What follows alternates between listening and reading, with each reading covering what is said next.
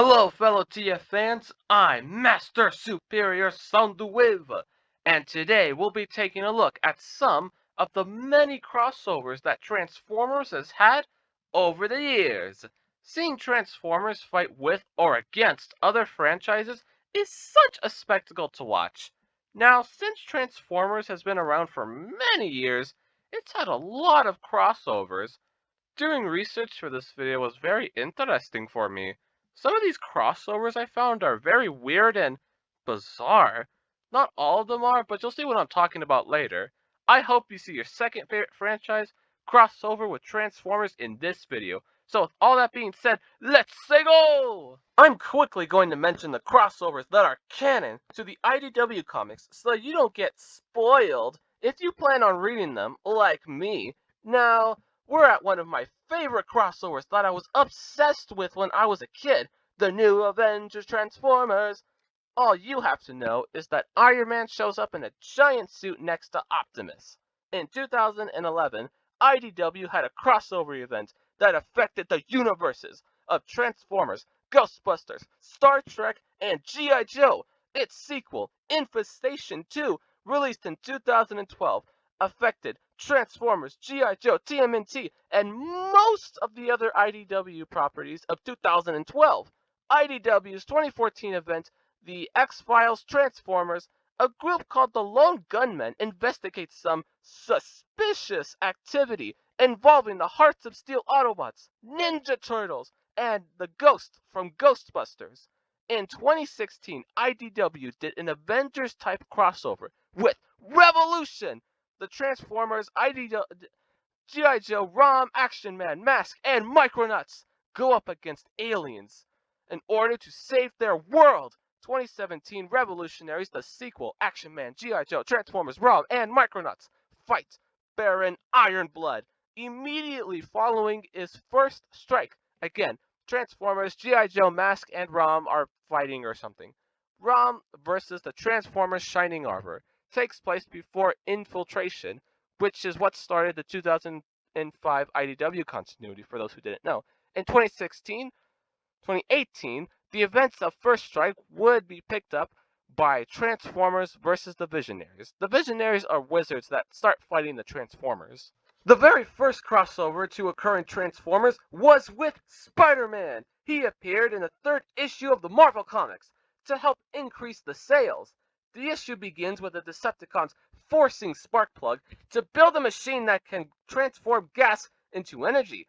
The Decepticons head out in search of components to build the machine, which attracts the attention of Peter Parker. He then runs into Gears, making the mistake that he is evil. After a short scuffle, Gears saves some military soldiers, convincing Spider-Man that he is on his side, which leads to the two teaming up and rescuing Sparkplug from the hands of the Decepticons.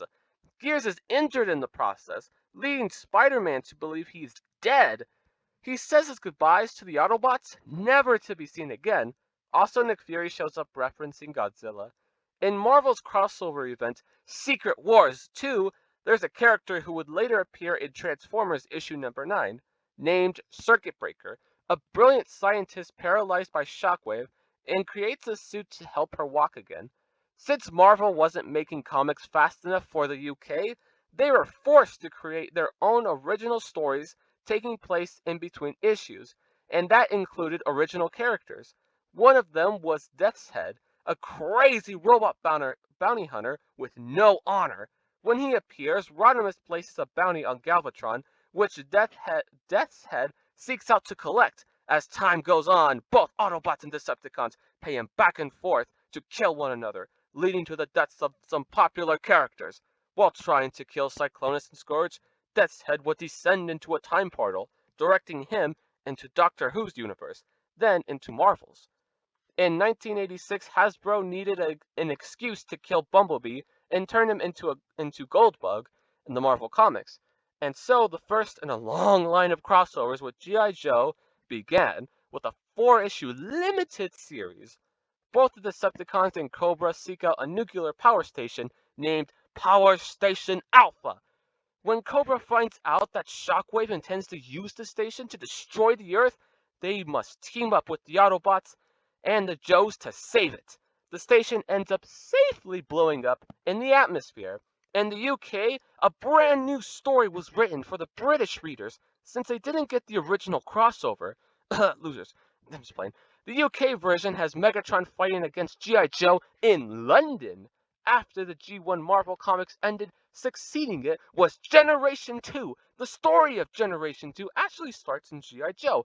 Cobra finds Megatron and builds him a new and powerful body in exchange for some Cybertronian tech.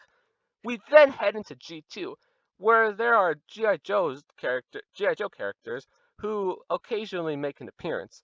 In 1985 or 1986, Marvel published a comedic comic strip about an alien king trying to take over the world. This strip would occasionally feature Transformers characters doing random activities, such as Soundwave getting upset with a filmmaker. In 2003, a comic publisher named Double Deuce Press, who was making G.I. Joe comics at the time, released G.I. Joe versus the Transformers, which sees Cobra come across the Ark and enslave the Autobots and Decepticons, making them into mindless machines while also giving them amazing and interesting designs, in my opinion. The Autobots break free of Cobra's control and kill the Decepticons with G.I. Joe. The very next year saw the release of the sequel, G.I. Joe vs. the Transformers 2. Shockwave takes control of the Decepticons and nears control of Cybertron. Meanwhile, Cobra Commander plans to take control of the supercomputer Teletran 3. Yep, you heard me right. There's a Teletran 3. Teletran 3 starts going crazy and sends groups of Transformers into random points in time. The Joes and Cobra align themselves together to collect the Transformers before time is twisted from their presence. Taking place after the time travel events, the Art of War begins with Cobra attacking the Joes' base, then unleashing Serpent OR, an artificial super soldier created from the parts of Megatron. He advances to Cybertron and makes the Decepticons work for him in order to obtain the Matrix. Once he does, he becomes Serpent Prime. But shortly after is rendered immobile from Hawk, taking the Matrix back. The next and final installment of Double Deuce crossover series, Black Horizon, centers around Cobra Olar, the Pretenders, and Unicron enslaving humanity. The Autobots and G.I. Joe work together. Blah, blah, blah. You get the point. Moving on. Dreamwave Production was also doing a Transformers and G.I. Joe crossover series released in 2003. Set in World War II, Cobra discovers the Matrix and awakens the Decepticons, and G.I. Joe awakens the Autobots. All the Transformers die at the end from the destruction of the Matrix. From the destruction of the Matrix. The sequel to this story, Divided Front, follows G.I. Joe investigating an Autobot crash site. Somehow, considering that all the Autobots are supposed to be dead, but it doesn't matter, since this was released in 2004, the same year that Dreamwave went bankrupt. Oof! So only one issue was published. Alright, no more G.I. Joe, at least for a while, because unfortunately we're not done with them yet. Everyone has a rival. Marvel versus DC, blah blah blah, and the list goes on. But what about Transformers? There have been countless rip-offs of Transformers, but none have reached the success of Transformers. However, there were the GoBots. The GoBots were rivals for the Transformers during its early years. Long story short, the GoBots failed to make money and Hasbro ended up buying the rights to them, more specifically their names and lore. For a while, nothing was done with them aside from using their names occasionally, until 2008. 2008, when Fun Publications used the GoBots in an online exclusive story, Withered Hope. The GoBots travel into the Transformers universe. In order to save their own, the story would be continued and finished in 2016. The Spatio-Temporal Challengers. As promotion for the crossover figure Starscream Creo version in 2011, a manga was published where Curio, sorry if I'm pronouncing it wrong, summons Starscream and offers him a job to help run his army. Starscream refuses the job offer. Creo then reveals the Uzon, a machine that sucks the energy out of Starscream, planning to put the energy in clones. Starscream destroys the machine. Creo then takes the energy and it changes him to a form that looks like Starscream. In 2013, IDW's crossover event involved Martians from the 1998 movie Mars Attacks. After a battle between the Autobots and Decepticons, the Martians show up and force the two factions to team up. 2014 saw the release of a repaint of the masterpiece Optimus in Evangelion colors. A 4-chapter story was published on Takara Toei's Mall website. Starscream merges with an angel, which pushes Optimus to fuse with Eva Unit 1 to combat him. Optimus comes out on top at the end, and the day is saved. Oh, bad news, guys. We have to talk about G.I. Joe again. During that same year in 2014, it was IDW's turn to have a crack at the Transformers and G.I. Joe crossover.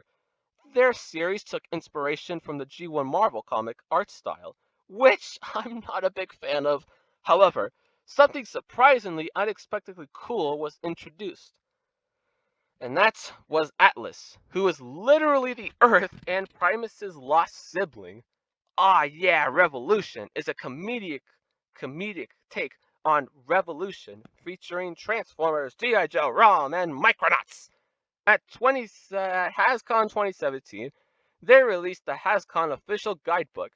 In it contained a short 2-page mini-comic titled When Worlds Collide. Various characters were featured, the obvious ones being Transformers, with some standouts being Mr.